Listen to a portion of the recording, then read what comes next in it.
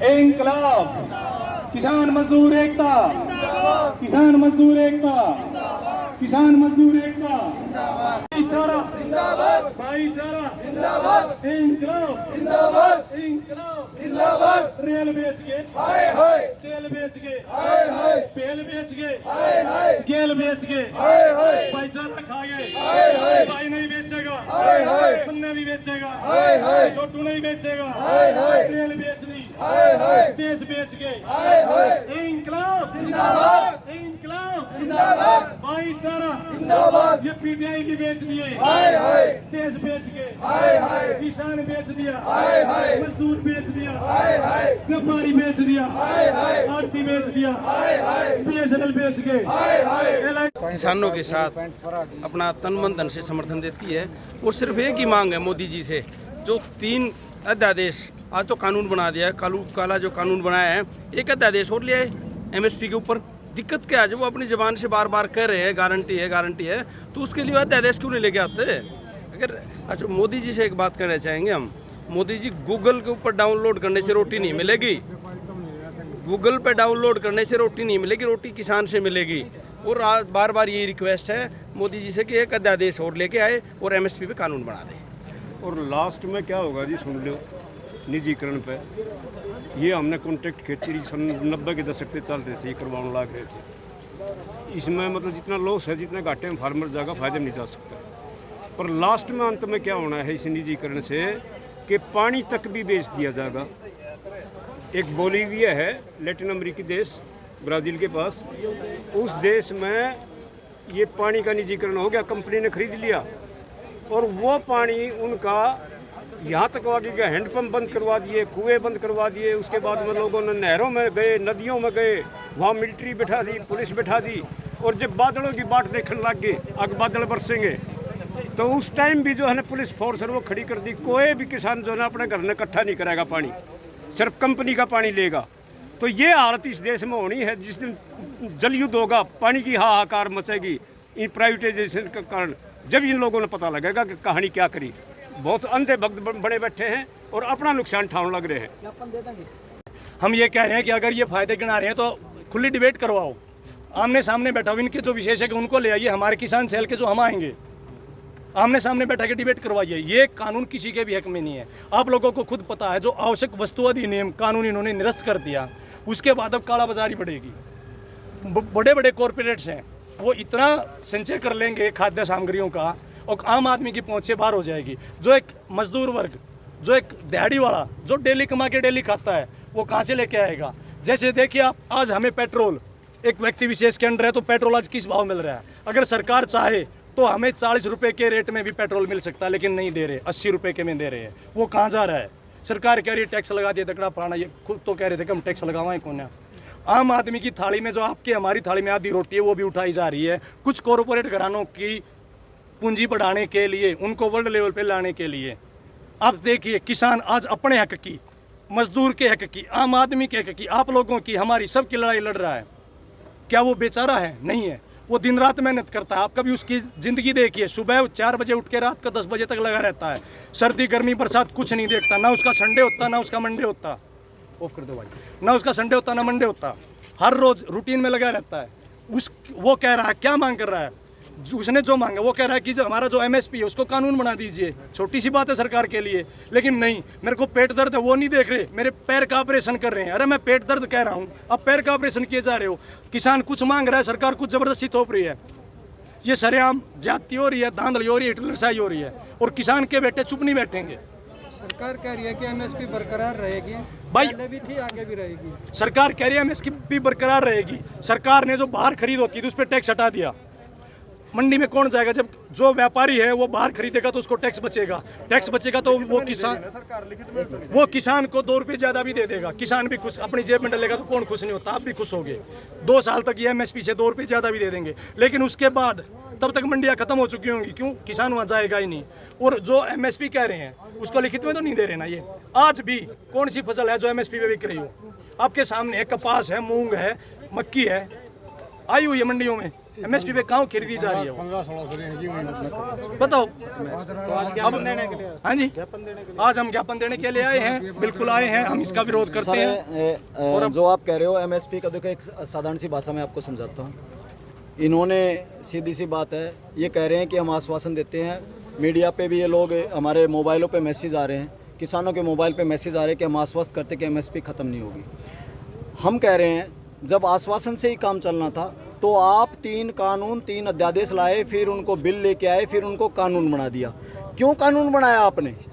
आप एमएसपी की, आप जैसे हमारे को आश्वासन दे रहे हो, ऐसे इन कानूनों की बजाय ये आश्वासन देते कि अब ऐसे होगा, उनको कानून बनाया। हमारा सीधा कहना है, एक आम किसान हम हैं, हमारा सीधा कहना है कि आप आश्वासन अगर वहाँ नहीं हुआ, आपने उसको कानून बना दिया, तो आप एमएसपी को किसान का कानून बना दीजिए। इतनी तो बात करें। उनके कहने से, उनके आश्वासन से क्या होगा? वो झूठे हैं, वो मकार है, उन्होंने कपड़े निकाल के प्रदर्शन करे। उन्होंने कहा था इस देश में स्वामीनाथन लागू करेंगे। अरे उनसे निकम्मा, उनसे झूठा, उनके आश्वासनों पे हमारे देसी भाषा में हमारे बुजुर्ग कहते हैं कुत्ते मूतते हैं। उनके आश्वासन उनके मुंह में वापस ठूस दिए जाने चाहिए। लेकिन इस देश का किसान अकेला पड़ गया है, वो अपने हक की लड़ाई लड़ रहा है, वो मजदूर के हक की लड़ाई लड़ रहा है। आवश्यक वस्तु अधिनियम से सबसे ज़्यादा जमाखोरी बनेगी। जैसे आप समझ लीजिए प्याज, इस देश में प्याज किसान का 5 या 10 रुपये से ज़्यादा नहीं बिक पाता है, लेकिन बिक कहाँ रहा है? 100 रुपये केजी यहाँ टमाटर बिक जाता है, क्योंकि वो आवश्यक वस्तुओं में नहीं आते थे और उनकी जमाखोरी होती थी। अब क्या हो गया है? गेहूँ, ज्वार, जो हमारे तिलहन, दलहन, ये चीज़ें आवश्यक वस्तु अधिनियम से बाहर हो गई है इस कानून से।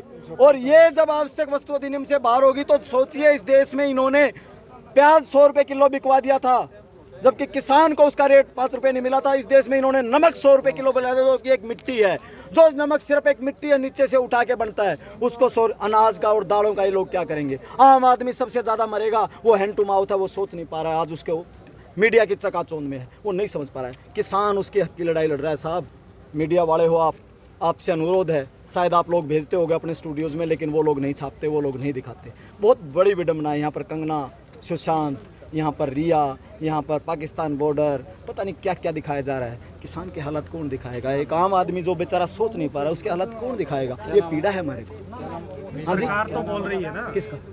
मीतमान सर, नाम से क्या होगा? हम तो किसानों के बच्चे हैं। सरकार तो ये बोल रही है ना, अभी हमने बिचौलिए खत्म कर दिए, किसान को इससे फायदा होगा। देखिए, दिक्कत कहाँ पे है? देखिए, बिचौलिए कहाँ थे?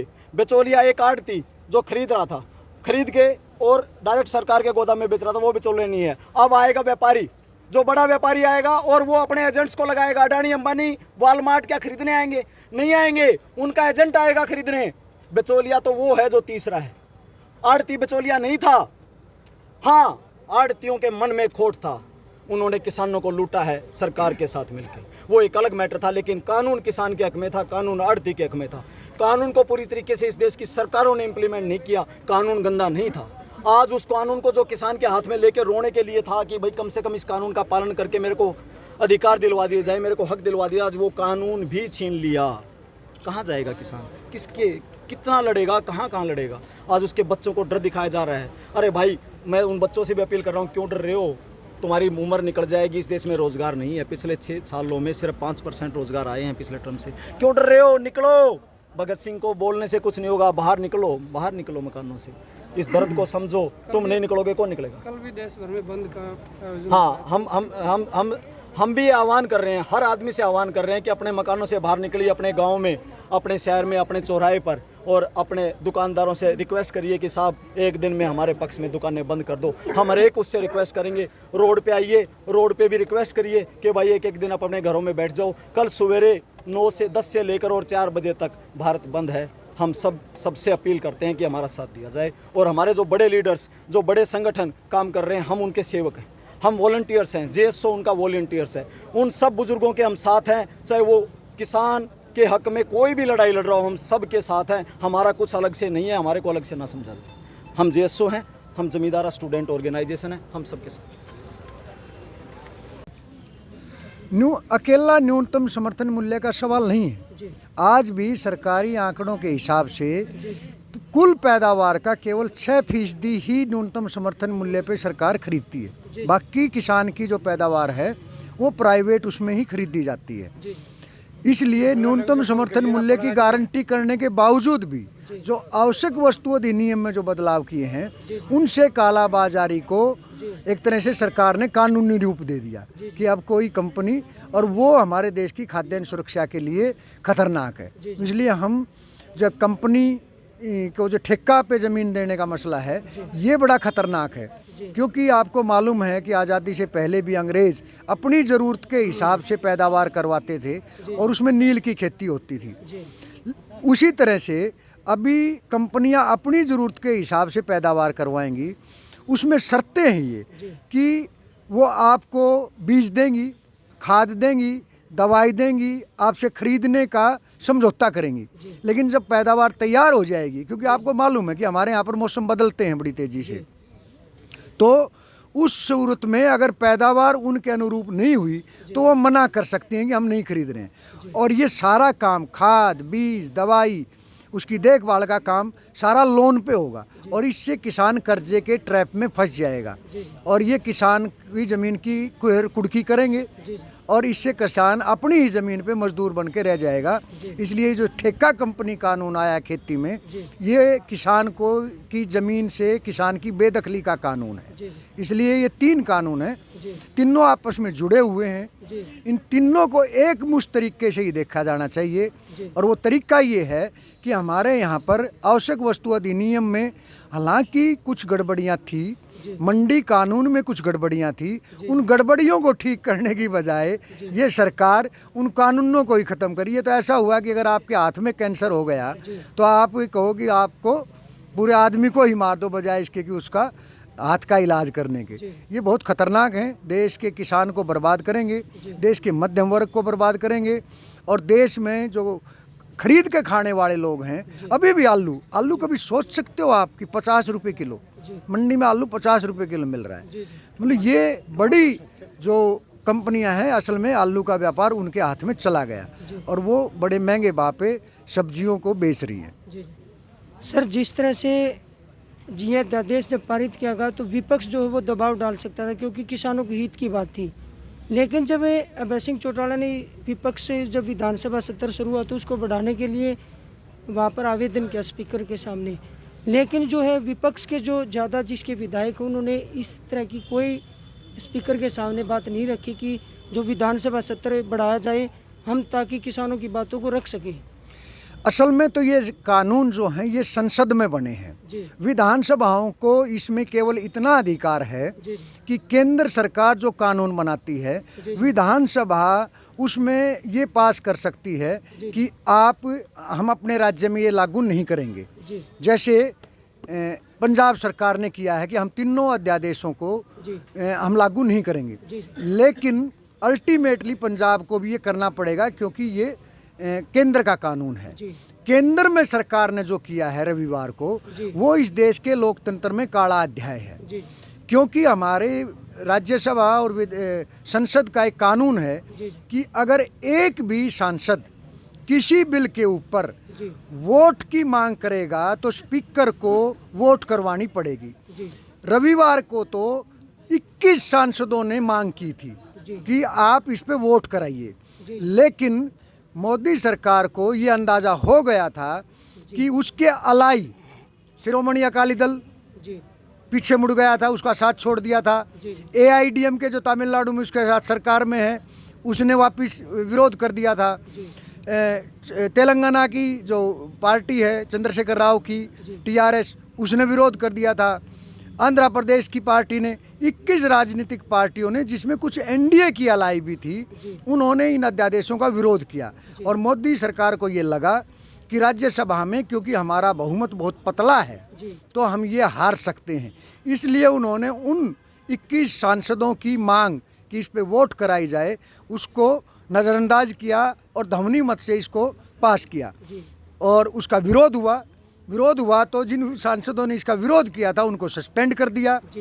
और कमाल ये है कि सोमवार से सभी विपक्षी पार्टियां 21 विपक्षी पार्टियों ने संसद, राज्यसभा और लोकसभा दोनों का बहिष्कार किया और कल ही 15 राज्यसभा ने बिल पास किए हैं जिसमें एक आवश्यक वस्तु अधिनियम भी है।